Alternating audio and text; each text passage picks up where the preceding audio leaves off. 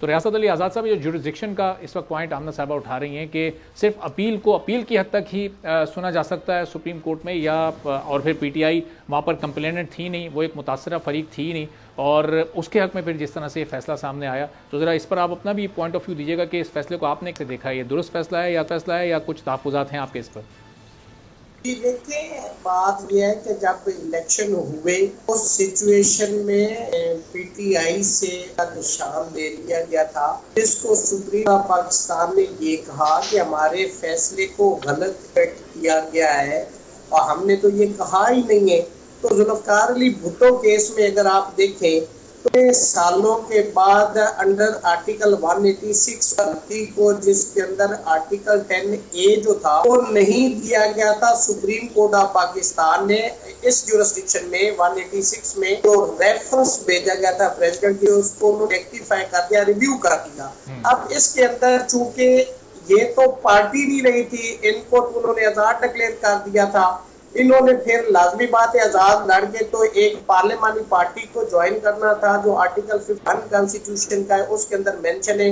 उसके अंदर किसी जगह पे ये नहीं लिखा गया कि वो सीटें जीत के आएगी नहीं आएगी, पार्लियामानी पार्टी का लफ्ज इस्तेमाल, इन्होंने उसको ज्वाइन कर दिया। अब उन्होंने उसको चैलेंज किया तो वो अपनी पॉलिटिकल पार्टी तो रही नहीं थी कि वो तहरीक इंसाफ के नाम से वो जाके तो चैलेंज करते, तो उन्होंने इत्तेहाद ही से करना था। अब जो आर्टिकल 187 है उसके अंदर सब आर्टिकल 1 है, उसके अंदर है complete justice, substantial justice. Supreme court जो है किसी ज़ाब्ते की पाबंद नहीं है, अगर वो कंप्लीट जस्टिस देना चाहती तो with in that domain of article 187 उन्होंने ये फैसला किया। उन्होंने इलेक्शन कमीशन का वो नोटिफिकेशन भी सस्पेंड कर दिया और PTI वापस अपनी उस एंटी स्टेटस को पोजीशन पे चली गई। अब उनको सीटें भी मिल गई, उनकी पार्टी का स्टेटस भी रिस्टोर हो गया है।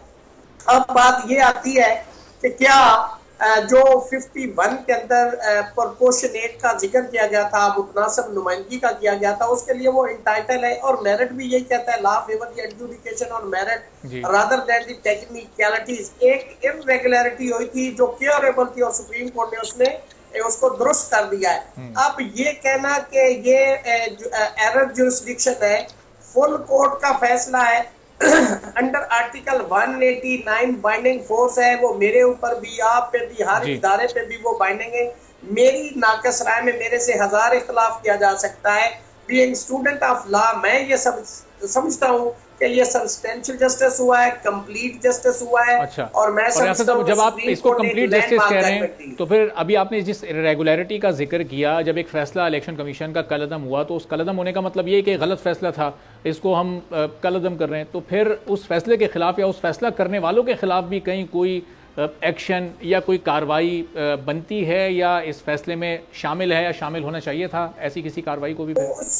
उसमें ये बात है कि आर्टिकल हो, कोई हाइफन हो, कोई कॉमा हो, कोई फुल स्टॉप हो, कोई आर्टिकल को सब आर्टिकल हो, उसको सबवर्ट किया जाए, सस्पेंड किया जाए, एब्जेंस में रखा जाए, उस पर अमल ना किया जाए, तो that is likely an amount of article 6। लेकिन वो अख्तियार है पार्लियामेंट का, तो ये PTI अब चूंकि पार्लियामेंट में एज ए पार्टी डिक्लेयर होगी है, तो they can move, they can proceed, वो वहां पे रिक्वेस्ट। और साहब, मैं इससे पहले मैं अहमद साहब के पास जाऊं, ये भी बता दीजिएगा कि PTI कौमी असेंबली में अब नंबर वाइज सबसे बड़ी जमात क्या बन जाएगी, जब इनके सारे उम्मीदवार भी वापस आ जाएंगे अपनी जमात में, और फिर इनको ये इजाफी नशिस्तें मिल जाएंगी, चूंकि आज़ाद हैसियत में सबसे बड़ा वो नंबर था कि जिसने कामयाबी हासिल की थी, तो ये अब सबसे बड़ी जमात सिंगल लार्जेस्ट पार्टी कहलाएगी ऑफिशियली। तो देखे आप, चूंकि 15 दिन इन्होंने दिए, तो उसके अंदर ये अपनी लिस्ट भी देंगे, तो फिर क्वांटम ऑफ सीट्स दे के सिंगल लार्जेस्ट पार्टी तो PTI बनेगी।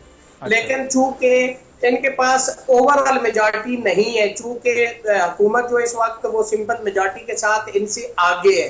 अब सवाल ये पैदा होता है कि देखिए, हुकूमत तो नहीं गिराई जा सकती, ना कोई ऐसा हो सकता। हाँ, जो हुकूमत में बैठे उनमें अगर कोई एक आध पॉलिटिकल पार्टी उधर से हट के इनके साथ कर लेती है और नो कॉन्फिडेंस आ जाता है, तो फिर चेंज हो सकती है। ठीक है। अदरवाइज इनकी मेजॉरिटी जरूर होगी है, single largest party in the national assembly वो बन गई है, उसमें कोई शक नहीं है। ठीक है। सब्सक्राइब करें और बेल दबाएं ताकि कोई खबर रह न जाए।